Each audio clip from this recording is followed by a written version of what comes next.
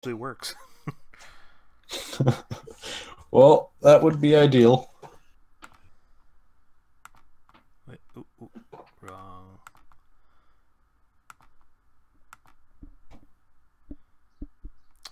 And my untap crashed. Ah, Hang on. great. Let me reload that. Hopefully no one's tuned in yet. This part will be great in the re-record.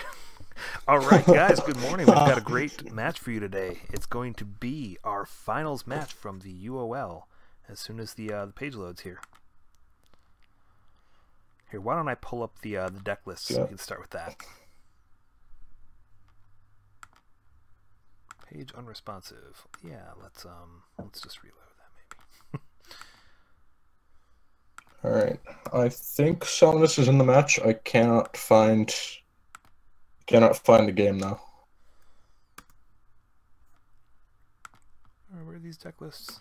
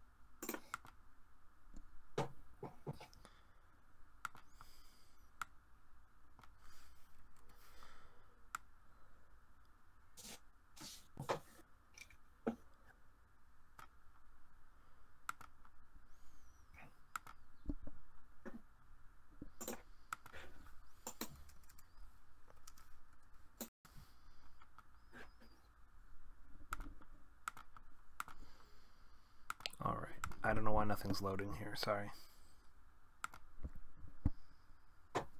Maybe I should stop for a second. Yeah.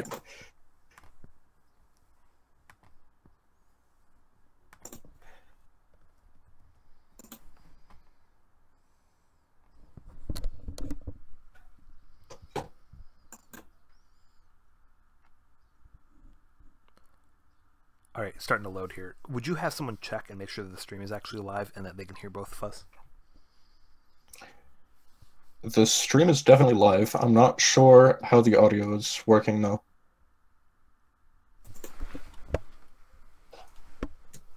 All right, can you either have somebody check in the channel or you can check yourself if you've got headphones in? I'm having someone check right now. All right, and do we see the game? I was looking. Sorry.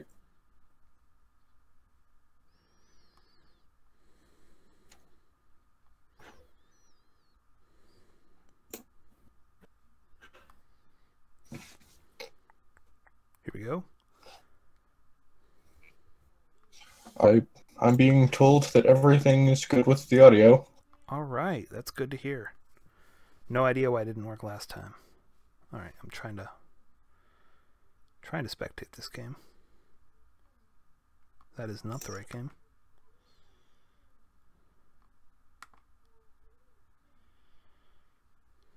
Wow. UOL is just not... All right,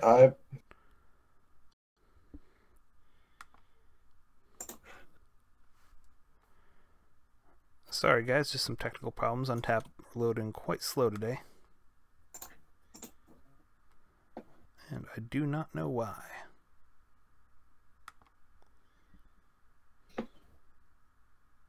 All right, there was some really weird feedback on your end.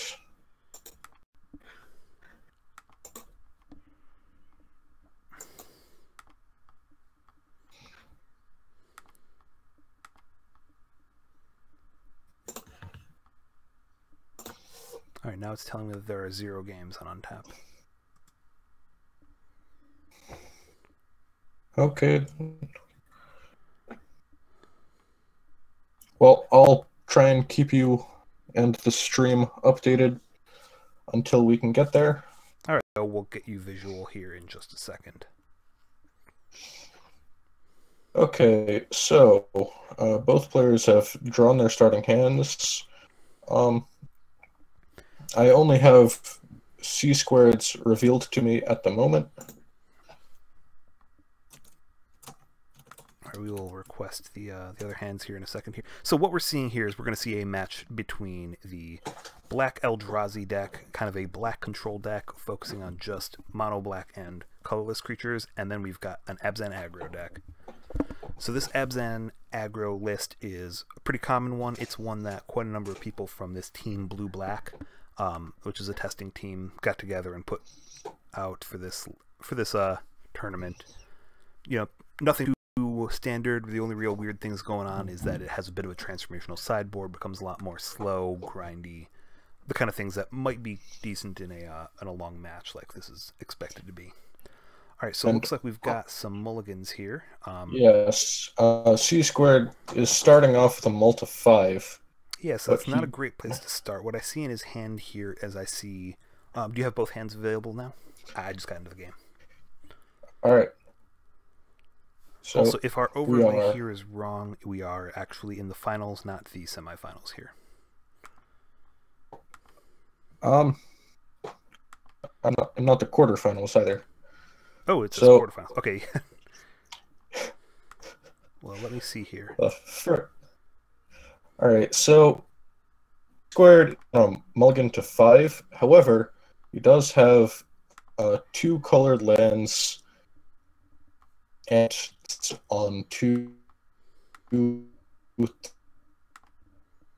3, and 4 falls to the unfortunate pitfall of not having color in a yeah, so that's what's going to be interesting here on the C squared side, is that he's got this Evolving Wild. He could go and grab in... He has wastes in his deck to be able to cast the colorless creatures, but he's going to be put into a pinch right away on whether he wants to grab double black for that Aetherborn in his hand, which is going to look quite good against pretty much any creature. I mean, there's no guarantee that you can cast Matter Reshaper on time anyway, so I would think you just go for the Aetherborn. Okay, but as far as how this hand looks, that's a fairly aggressive hand from this this black deck, I would say. Okay, yes, so his top deck here is a Fatal Push. He's going to be either wanting to do that on this swamp, or he may still want to start on that Evolving Wilds and be able to make a turn 2 play. Here. So what we didn't really talk about Insomniac's hand here. It looks he's going to go right ahead and Fatal Push the Elvish Mystic to keep yeah, so probably the worry here, one of the most powerful openings from this Abzan deck is that if he goes from that Elvish Mystic immediately into a Thalia Heretic Cathar, that would make even a turn 2 Aetherborn not look... he wouldn't have any quick way to come back from that. It would be quite dangerous. Yes. Safeguard, especially versus Gifted Aetherborn. Because the firstly ignore the abilities. So C squared has not drawn lands, which never mind. He just top decked a mirror pool, allows him to. Now that is one of his few utility lands here that comes into play tapped, though, so that is going to slow him down even further here. Interestingly, he's going to this Transgress the Mind rather than playing out one of his creatures here. He thinks that it's more important to see what big threats are coming out of this Abzan list. So deck lists here are open. He's probably looked through and he said, oh, okay, something like a Gideon right now would be very difficult to deal with, whereas if it's just another one of these small creatures or even taking some damage here, he thinks that he can come back from that. So, alright, we're seeing this Scrap Heap Scrounger swing in for 3. We're getting C squared down to 14, but Somnus has also now run out most of his resources. All he's holding back is this Dromoka's Command, which isn't going to look great against the Gifted Aetherborn. And so, okay, he's going for the Matter Reshaper first, so that's not maybe as bad, but we'll see how this goes here. And he's It's got still, now a Thought-Knot Seer in the back pocket, but not another land there. yeah. Matter Shaper, you want to be spending your removal on. It's not as bad as firing off at a Gifted Aetherborn, but you really want to save it for a larger threat. But if that's not possible, then too bad. Alright, so what we see at the end of the turn here is we got a pump of the Warden of the first tree that'll knock him up to a 3/3. That also means it is large enough to fight this Matter Shaper, although if he does go with that line, then he's not going to have a response to this Thought-Knot Seer coming in from the hand. So we gotta have to see what Somnus wants to do here. We're already getting some real decision making in this match, because otherwise neither of these creatures is able to swing into that Matter Shaper very productively. I think that even though the Scrap Heap Scrounger comes back, that C-Squared would be happy to trade this Matter Shaper for the Scrap Heap Scrounger, because he'll get a card off the top of his deck from it.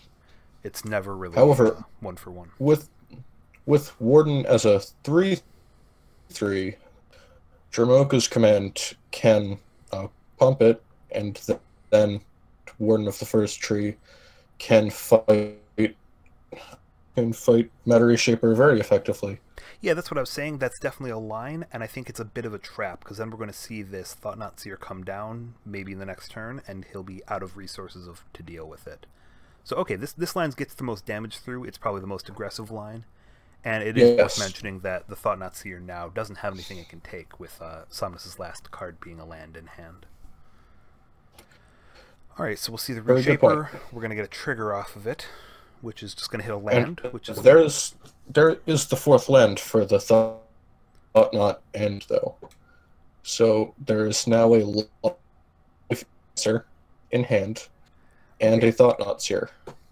So I do think that playing the Thought-Knot Seer now would be a mistake, being at 7 life. If Insomnus is able to top deck a card that kills the Thought-Knot Seer, he would then die, because he would have no cards left. So his options maybe are to Vraska's Contempt, either the Warden or the Scrap Heap Scrounger, or to try and play one of these Gifted Aetherborn as a blocker. Probably the Vraska's Contempt would be the safest line here, as far as if he's worried about losing in this next turn, because I would put him at a higher life total and get the creature off the board, whereas trying to defend on a blocker is a little bit more dangerous. Holding up Contempt here is probably the best play, but I don't have enough experience with either deck to call that definitively.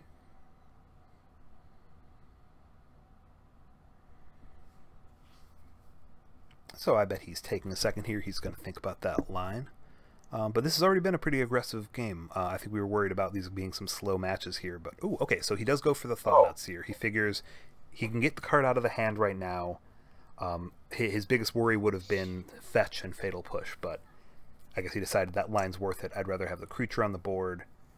And this way, now he's just losing to the top of Somnus' deck, which is yet another land here. So, okay, that's a little bit land flooded here.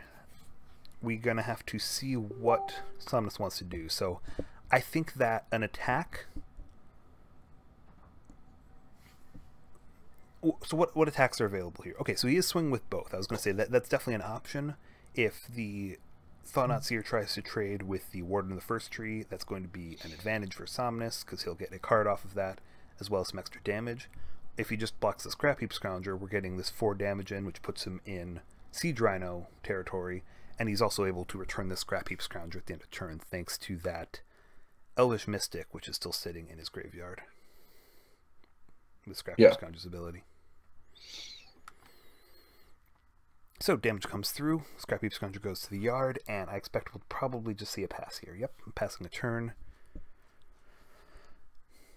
Alright, so C-Squared is looking at his options here. Now, Vraska's, again, might be the safest option. It would put him out of territory of that Siege Rhino off the top of the deck, which is definitely going to be dangerous here. But I don't mind either of the other options, which would be playing this new Liliana he drew, or playing the Gifted Aetherborn. It looks like he's just holding up Vraska's Contempt for now. And he also looks to be returning Scrap Heap Scrounger end of turn. Yep, that's exactly, I think, what we expected. Oof, so yet another land on Somnus' side. This one he would need to crack one of these fetch lands in order to play it. So it depends on whether or not he wants to do that, or if he'll just end up throwing one of these lands down, trying to get his hand a little less flooded. Now what he does have here, because he went for returning the Scrap Heap Scrounger, the Warden is now still level 1. If he had gone instead for the pump to get it to level 2, he would have been able to pump it to level 3 here. But that's quite dangerous into that open mana. Yes, definitely. But with all of the mana he had available, I don't think... And... Yep, so the Rascal Contempt is good. It's going to take the Warden's first tree here, and he'll just be able to make that nice block again to send the Scrap Heap back to the graveyard. This time he does not have another creature in order to return it. And we have the third Gifted Aetherborn off the top for C-Squared. That's definitely... It's definitely going to pose a problem for Insomnia, or for Somnus. Quick. Oh shoot! I can't.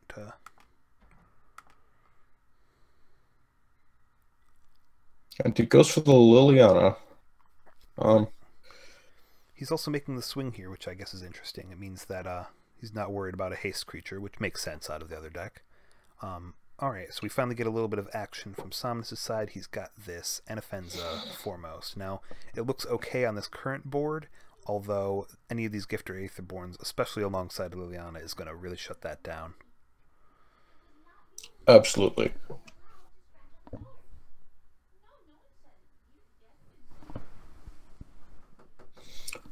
And that Kalitas is looking very good right now. Yep, that will definitely lock down this board as well. I think that, yeah, it probably makes sense to run out the Kalitas, use his mana most efficiently.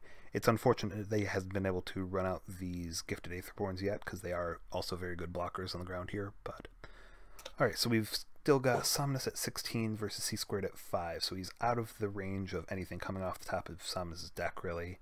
And looking like he's in a pretty good position, whereas we thought he would have been in some real trouble there if Somnus had seen a removal spell or a Siege Rhino in those few turns where he had lethal.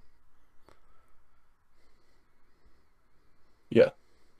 Alright, so we've got a tick up on Liliana on this Anafenza.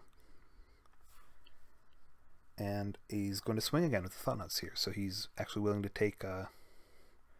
he's trying to get this game over with before something else comes up that puts him in trouble here. So he's going for the Kalitas and the second main, and passing the turn right back. So what, as Somnus, are we really looking to find here? What would be a good draw? I think a Fatal Push is still very good.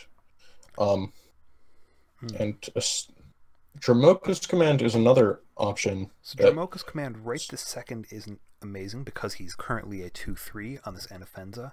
Now what he is able to do is that... I'm saying Dromoka's Command because that's what the top deck was. Yes, no. I'm saying... Alright. In this current position, it's not great during his turn. He won't be able to clear something out and then attack. But what he can do is he can, during C-Squared's turn, he'll be able to use this Dromoka's Command. The only risk there is that C-Squared will have mana up, and if he's able to respond with something like a Fatal Push, then he'd be in a very tough position. So actually, given the current board state, the best move would probably be to use this Dromoka's Command during C-Squared's upkeep, because he doesn't have any way on board to be able to... Okay, exactly. He's making this line. He doesn't have any way on board to turn on Fatal Push, which would be the most likely way for him to be able to stop something. Okay. Okay, so he's making the fight against the Kalitas, not against the Thought-Knot Seer, which I think is interesting. If he had gone against the Thought-Knot Seer, it would have gotten him a card back. However, that would have also left Anafenza dead to Liliana. Yes, that's true. Which would have also gotten a zombie token out of it.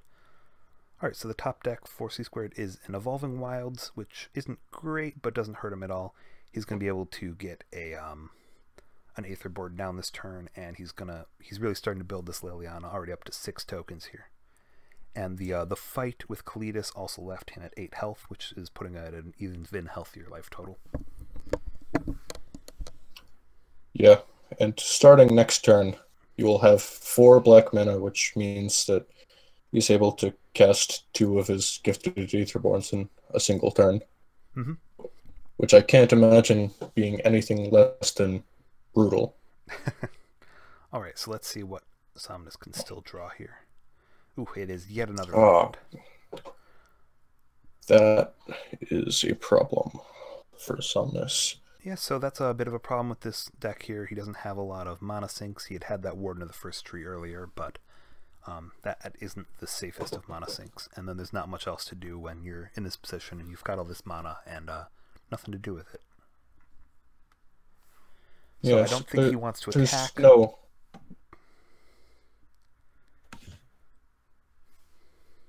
I would agree with that, yeah. Attacking here seems like a poor decision at best. Which means he's probably going to end up trading with this Gifted Aetherborn on his next turn. And he just concedes, it looks like. Yeah, he thinks he misplayed a little bit there. I didn't really see any place that he played poorly. I think that he played the best he could with the lands he got, but that was just quite a bit of a flood. All right, so this is a best-of-5 match. We've got 1 game up for Somnus, but we are not going... Or for C-Squared, I'm sorry. Clayton, if you guys know him, he does quite a bit of hosting for us as well. What we have not seen is we're not going to see any sideboarding until after Game 2 here. All right. So that is a much cleaner hand from Clayton we've got here. We're seeing 3 lands. He's got creatures. He's got... he doesn't have removal, but he does have some other things here. Let's see what we've got on the side of Somnus. All right, we've got... I see Blooming Marsh, Smoldering Marsh, Flooded Strand. That's a little bit better mana. He's got a pair of Elvish Mystics, and he's got this Scrap Heap and this Anafenza. So this is actually on the play. He'll be able to have this Anafenza turn 2 if that's what he wants to do. Yes. All right, so yep, starting off with this Blooming Marsh Elvish Mystic. He's got black from the Blooming Marsh, green from the Elvish Mystic, and if this Flooded Strand finds a Plains, he'll have all 3 colors. Oh, that Duress was a bad draw from C-Squared. Yeah, so he's going to be in a tough position here. He's going to think that, hey, I've got a Duress, perfect, I've got a turn 1 play. Oh, Somnus thinks that it's a Fatal Push. No, so this is a Duress. He's going to take 1 damage, and he's going to see... nothing good. Nothing at all. And what's even worse now is that once he plays this Anafenza, C-Squared is going to know that the Transgress the Mind in his hand is also not going to be good. Not having anything else that is 3 or more mana. Yes, but it's better to know that now than to waste the card. Now we'll see what C-Squared is able to draw, because otherwise he's not going to have any turn 2 play. It's actually wonder if he would try and run out the Transgress the Mind, worried that whatever the 1 card that Somnus drew was something worth going for. I mean, that is a valid choice, just to try and get that out of hand early. Because after this turn, anything that he draws, which is 4 or more mana, is likely to just be played. He knows that the only real cards that he has that are more than 3 or greater are the Gideon, the Sea Drino, all of which he'd want to throw out right away. So let's see what he does. He goes for the Bloodstained Mire here and just passes the turn back. So he's not going to take that kind of risky play and gets paid off, because that would have been a very bad play for him. Alright, so he's going to swing with both creatures. This gives him the pump on the Elvish Mystic. Now, of note, Anafenza simply says a tapped creature you control. It doesn't have to be an attacking creature, so he could have used the Elvish Mystic for mana if that was a play he wanted. But I think that the way his mana lines up here, he can already run out the Warden and the Scrap Heap Scrounger and not be playing into anything like a sweeper out of this Eldrazi deck, which let me see here. Okay, so there are not any main deck sweepers out of the Eldrazi deck, so it would have been fine to run out everything, but I think this is the more aggressive line, which is, we definitely have Somnus as the aggressor here. And with a land drop, the Warden of the First Tree can come down and still be protected from this Liliana in C-Squared's hand. due to the If pump. that's the line he goes with. So he's not going with that line. Oh. It looks like he's playing out All right. both of the creatures. Yes. Which I'm not sure I agree with. Well, but he didn't know that the Liliana was in C Squared's hand, so he couldn't have known that that was yeah. the right play to make. And he's going to get... He'll get a little bit punished here, so probably what he'll be able to do is he'll still be able to swing for 6 again next turn and take out the Liliana. Yes. With how many threats are on the board right now, I think protecting that one in particular isn't too big of a deal. Mm-hmm.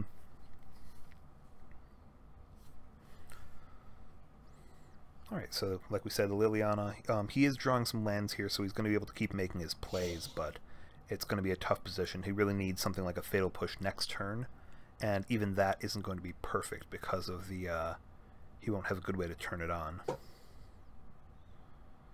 On top of that, Matter Reshaper looks a little bit worse as a blocker against Anafenza because her exile effect will stop it from... Anna Liliana, 6 of you. Okay, so she's going... yeah, that makes sense. Okay. He's further pumping the Elvish Mystic, which I think is interesting. That is definitely interesting. Last card in hand here is a Dromoka's Command. So he's got this last Elvish Mystic in play, and Dromoka's Command in hand for something like a big blocker here. And I think that's just lethal. Well, let's see here. If he plays the Kalidas, which has lifelink, he's able to block 4 damage, and he'll take 1, 2, 3, 4, 5, 6, 7, 8, which is exactly lethal.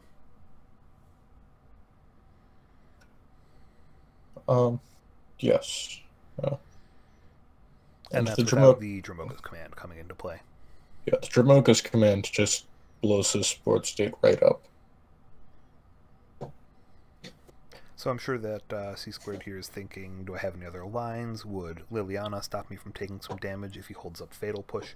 If he bluffs that he has Fatal Push and plays the Liliana. Alright, so he's going to play the Kalidas, and this will leave him dead on board here. Indeed. Alright, so we're going to see a scoop. That was quite an aggressive hand out of the Abzan deck, and I think that's what he's really looking for, is to be able to get out there before this Black Eldrazi deck starts to play its creatures, which can't be traded for, which just have so much more impact on the board. Yeah. Alright, it's time to so look at now that we're going into the sideboard games, do you want to look at sideboards? Yeah, so I'm not sure if my stream is going to show what I'm showing right now. I don't know if you're able to check, but I've got the MTG Goldfish deck list up in front of me. We can kind of look at what's going to be coming out of the boards here. Okay. Alright, so out of the Eldrazi deck by Clayton, C Squared, we've got a Collective Brutality, 2 Warping Whale, 2 Flaying Tendrils, 3 Gonti, Lord of Luxury, 1 Languish, 2 Ravenous Chupacabra, 2 Reality Smasher, and 2 Stain the Mind. So, okay, there's some obvious ones that are here for specific matchups. Things like Stain the Mind, that's there for any kind of combo deck. Reality Smasher is when the deck wants to be more aggressive. I'm not sure if that's this current thing. So what I'm kind of looking at is those Ravenous Chupacabras seem really good when he's trying to kind of trade 1 for 1. I see the Gonti also very good. He's always a 2 for 1 when you play him. Languish I'm less sure about. So that's the only sweeper that C Squared has, but you know it's not always the best into Abzan specifically because of things like Siege Rhino, which can be too big, or things like Anafenza can often get too large as well. So actually not a ton that I like here.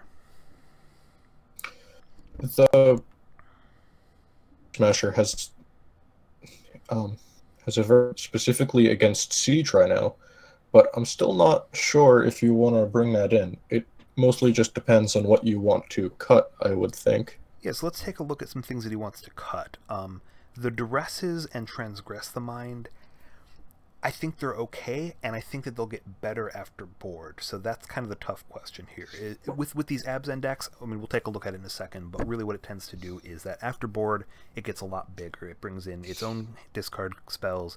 It brings in even more removal than it had main deck, cuts down on some of the not-so-useful creatures, and ends up with some big planeswalkers at the top end as well. So something like a Duress to Transgress the Mind might still be good here. I could see trimming on Grasp of Darkness if he's looking for some cuts. I could also see trimming on Let me see. So Gifted Aetherborn's still a good blocker. Matter Shaper is good, but a little bit risky against things like the NFNs that we were talking about. I wouldn't mind actually losing a couple Kalitas in this matchup. I think that they'll be a little bit anemic. What do you think about losing a copy or two of Liliana? Like, they're really good when you get them on curve and are able to take out, say, a Warden or something. Mm-hmm. But unless you want to go really late and grind with the Gaunties and the Chupacabras, it seems questionable. I think I want to keep them as a great win condition. So the Abzan deck has quite a bit of removal for any kind of creature that he plays, but they're never going to be able to get through. If he's got a board state with like some Aetherborns and he's got a Liliana pumping up, he's never going to be able to deal damage to that Liliana, and that's a great way to win the game. So I actually do have a note here from Clayton. He told me what he did. He removed the 2 Duress and the 3 Transgress. He's adding in a Reality Smasher, the 3 Gaunty I mentioned, and a Cut. What Cut? So maybe we don't have the right list here? Possibly. Alright, so it sounds like he has another Murderous Cut in his sideboard that he's adding in. Okay. That would make sense. Right. Going up removal and cutting hand disruption seems like a good plan.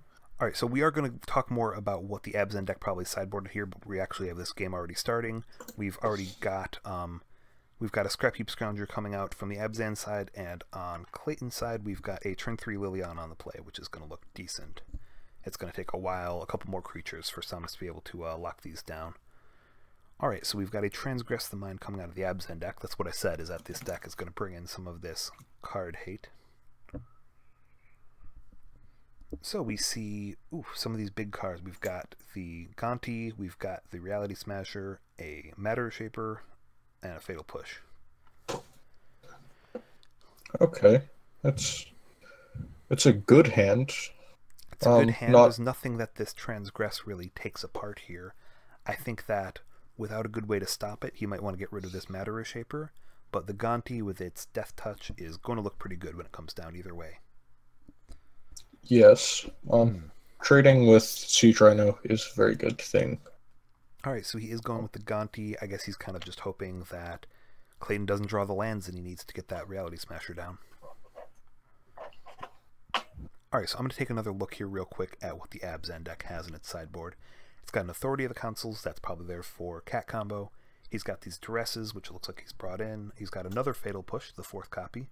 2 Transgress the Mind, 2 Infinite Obliteration, again for combo. 2 Lifecrafter's Bestiary, which is a nice grindy card. 2 Tireless Tracker, which is a nice grindy card. A Virulent Plague for any kind of tokens deck.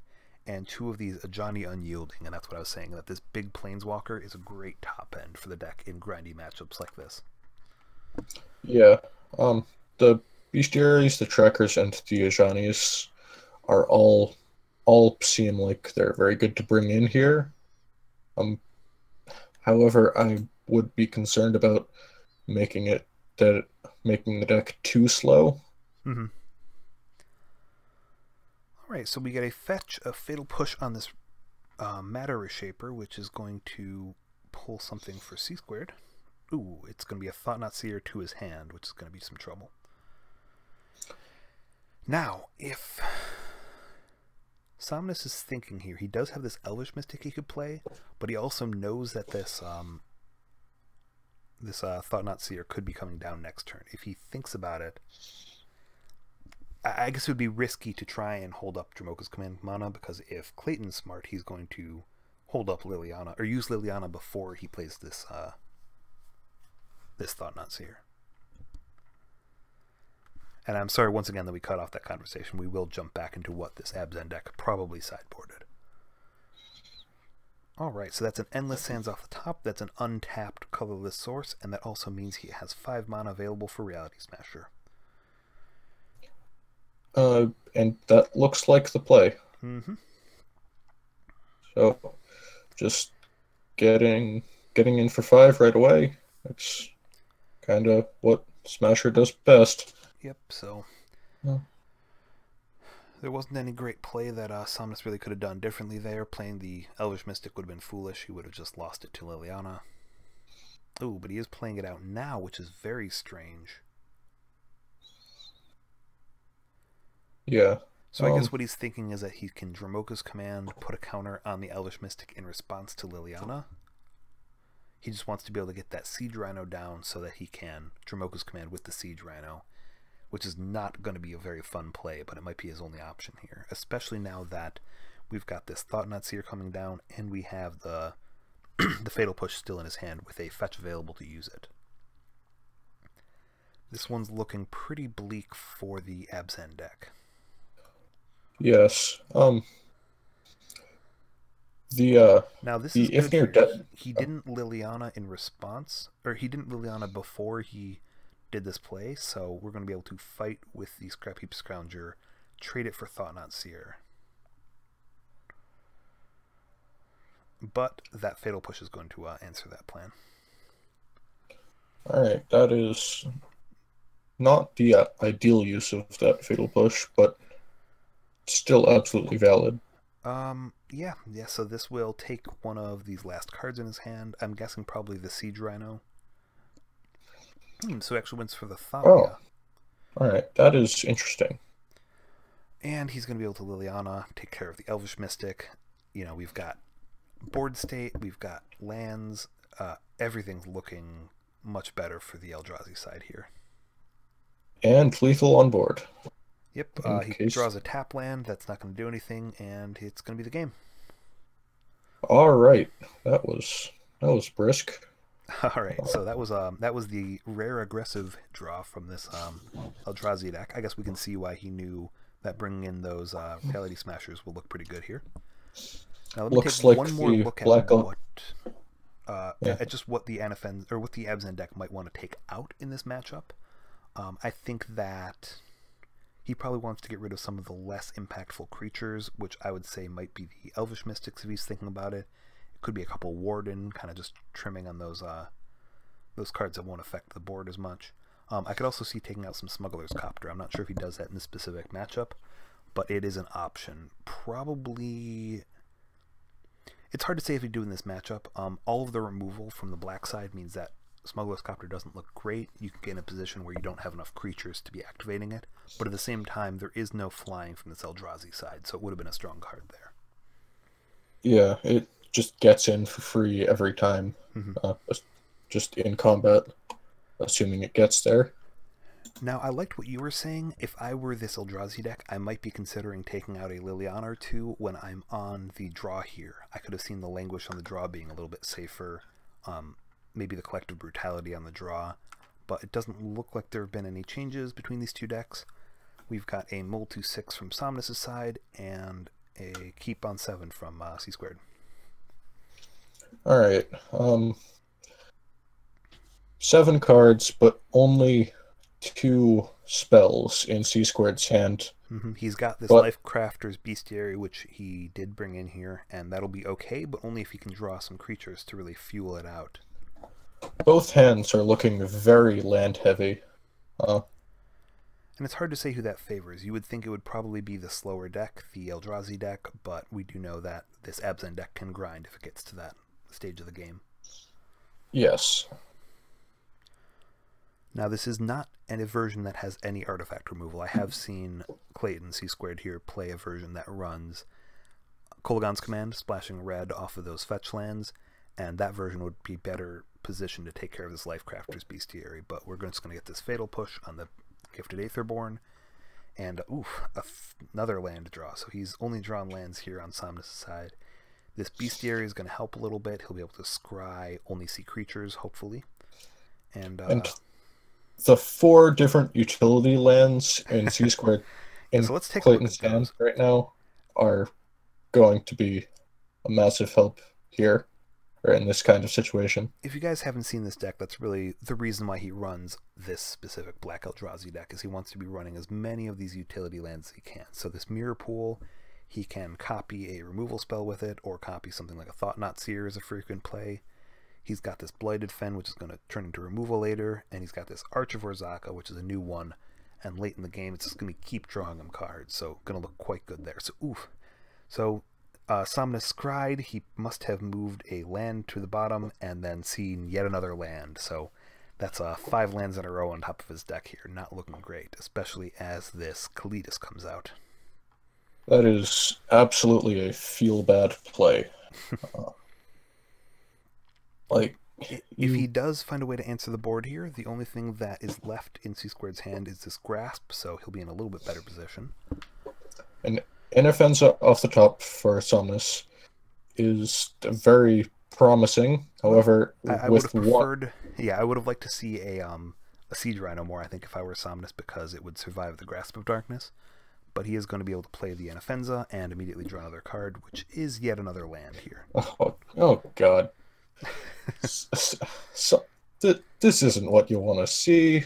Like, come on. Alright, so we're going to see the Grasp. It's going to get a zombie, and if he wanted to, he could actually make the aggressive... Okay, so he's playing his tap land. I was going to say he could make the aggressive play and immediately sack the zombie, swing in for...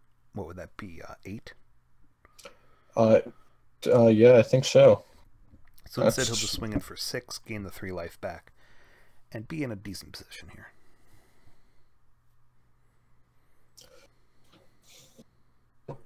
Yeah. The zombies from Kalitas work very well with Arch of Erezka too, because it just helps you get to that ascend even faster. Mm-hmm. At the added cost of getting a bigger board state. I think these zombies are a big problem for this Abzan deck as well. It's not really... it's running all this 1-for-1 removal. It's not in a great position to take care of these little zombie tokens and things that could be showing up. Alright, I guess he's just deciding what kind of zombie token he wants to use. He's running that nice... the foil flip one from Eldritch Moon. Oh, yes, of course. I mean, when you get to a point where that's the most complicated decision you have to make, you're in a good spot. Absolutely. All right, so let's see here what this Scry is going to find for Somnus.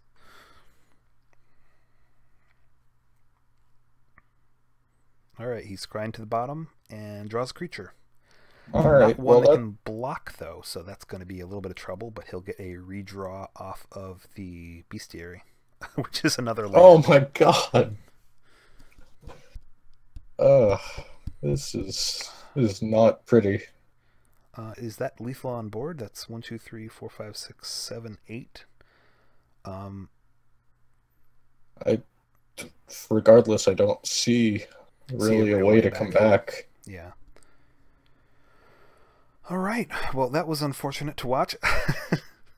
But I think that was we got to see a little bit of what this Eldrazi deck was trying to do.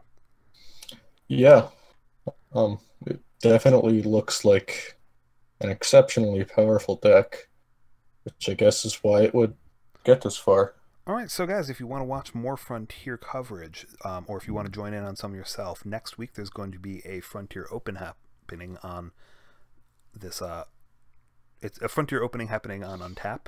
The signups are in our Discord if you'd like to find that. I don't know a good way to link to Discord on Conversation, but maybe the best way would be to find our website. So mtgfrontier.net is our new website, which is all about hosting Frontier content. That's a great way to find links to things like our subreddit, to our Discord, be able to find content like this. You can also, of course, if you're on our YouTube page right now or on our Twitch page, we should have links there. So you can find us as the MTG, what is it, _Frontier? I believe that's our... I believe so, yes. You can also, of course, tweet us at MTG Frontier. And other than that, yeah, if you're welcome, if you want to play some yourself, find us on the Discord, or you can join in on the Open next week. We'll also have signups starting soon for the next league like this, which is going to begin after Dominaria is legal, so you got a few weeks on that. All right. Well, I think that's all. Is there anything else to add? No, I think that was a great run. Thank you to my host here. I was Kevin Finkel, and this is Kushala. All right, and have a great day, and I'm signing off.